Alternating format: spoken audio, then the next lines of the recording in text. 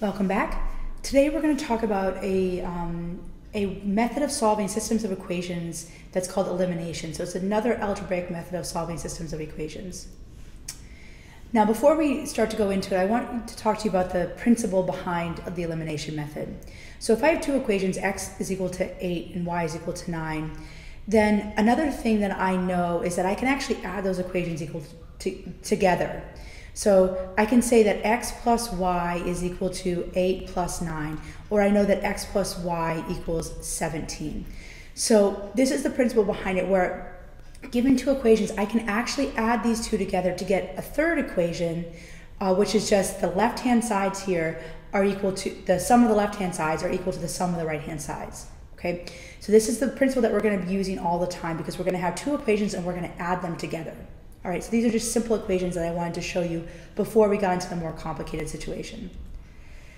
Okay, so the idea behind this is that you're using one equation to eliminate a variable in another equation. Now it's useful, this method is useful when you have two equations and you see that the coefficient of one equation, like this, -3, essentially is the coefficient to the y here. Because if it's subtract, we can think of that as plus a -3. When you see that a coefficient of one of the equations is the same as the opposite of the coefficient of another. So -3 is the opposite of 3. So what ends up happening is that when you add the left-hand sides of these equations together, one of the coefficients are going to zero each other out. Okay, that's the whole idea behind this method. So this method is useful when you notice that. So if the coefficient of the lower one had been -2, then we would have the x's and y's have coefficients that were additive inverses to each other. Okay, so let's go ahead and add these together, and it'll become more clear. I'm going to put this instruction up here. So I'm going to take these, and you know what, let me see if I can pull, oh no, those are together. Okay, so I'm just going to draw a line underneath it, and I'm going to add these two things together. So the left-hand side, if I just go along vertically and I add them, so 2x plus 1x is 3x, plus -3y plus 3y is 0y, the equal to symbol, and 12 plus 6 is 18. Now if we clean this up a bit, 0y is just 0, and 3x plus 0 is just 3x. So what I have here is I've knocked out the y variable. So again, this is just like substitution, where I'm left with an equation with one variable. It's very easy for me to solve. I can just divide by 3 and I get x is equal to 6. So this is nice because I have the x coordinate of the solution to the system of equations. All right, so just like we did with substitution, I'm going to take the x coordinate, I'm going to substitute it back into the equation, doesn't matter which one, and I'm going to solve for the y variable. Okay, so let me choose the one with just addition in here. So we'd have 6 plus 3y is equal to 6. So I chose this one right here. Okay, let me subtract 6 from both sides. So I have 3y is equal to 0. And divide by 3 for both sides, perfectly fine. 0 divided by 3 is just 0. So we have a y coordinate of 0. So this right here should be a solution to the system. Let me go ahead and check. Okay. 6, 0, let me just keep that in my head here, 6, 0. So we should have 2 times 6 minus 3 times 0 equals 12, and that's going to be 12 is equal to 12, right? This is 0, so it's just 2 times 6 is 12. Let's check the second one. We have 6 plus 3 times 0 equals 6, and that's also fine. So 6, 0 is a solution to the system. All right? Let's try a second one. Now, notice that here, I don't necessarily have a coefficient. So 3 and 3 are not additive inverses to each other, and 3 on the top and I have -1 on the bottom are not additive inverses to each other. So I actually have to make I have to do a setup step in order to use elimination for this system. Okay, so what I'm going to do is, let me see if I can move this away. Okay, my setup step is I'm going to take one of the equations and I'm going to multiply everything on the equation by a certain number. So it doesn't matter which equation. Let me choose, you know what I want to do is I want to make one of these 3's negative. So let me just go ahead to the top equation. I could have done this with the bottom equation, but I'm going to go ahead, I'm going to do it to the top equation. I'm going to take this, I'm going to multiply the entire equation by negative 1. Well, what does that mean? I'm going to multiply the left-hand side and the right-hand side by negative 1.